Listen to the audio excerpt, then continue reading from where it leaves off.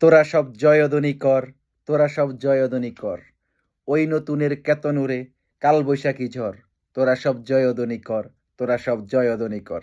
আপনি ভাবছেন আগামীকালকে বাংলাদেশে একটি ক্যাঙ্গারু কোর্ট করে বঙ্গবন্ধু কন্যা শেখ হাসিনাকে তারা ফাঁসির আদেশ দিবে, আর সেই আদেশে বঙ্গবন্ধু কন্যা শেখ হাসিনার ফাঁসি হয়ে যাবে?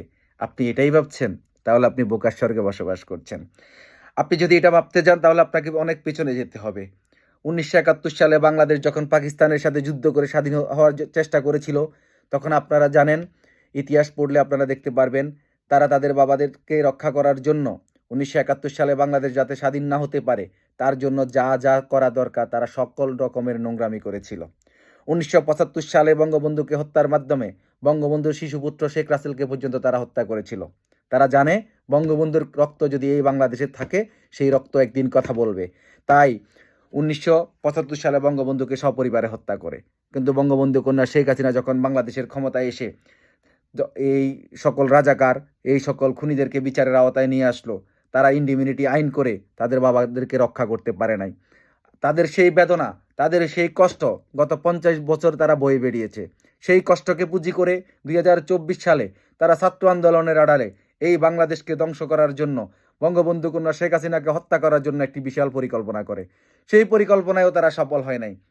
তারা চেয়েছিল বঙ্গবন্ধু কন্যাকে হত্যা করে তার লাশ নিয়ে সারা ঢাকা শহরে ঘুরে বেড়াবে, তার লাশকে চিরে তারা আনন্দ উল্লাস করবে। কিন্তু সেখানে তারা বিফল হয়েছে।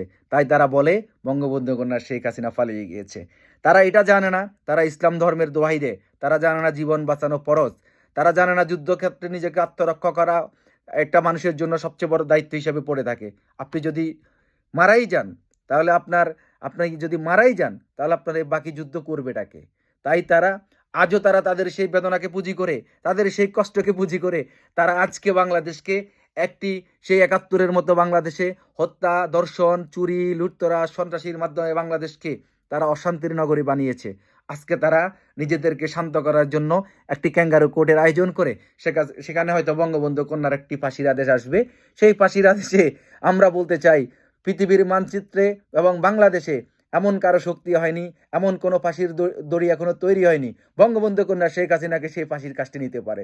তাই আমি সবাইকে বলবো, আপনারা যদি হতাশ হয়ে যান, সেই ৭১-এর স্বাধীনতা বিরোধীরা সফল হয়ে যাবে। তাদেরকে ব্যর্থ করে দিতে আপনারা সবাই আনন্দ উল্লাস করুন। আমি আবারও বলবো, তোরা সব জয়ধ্বনি কর, তোরা সব জয়ধ্বনি কর।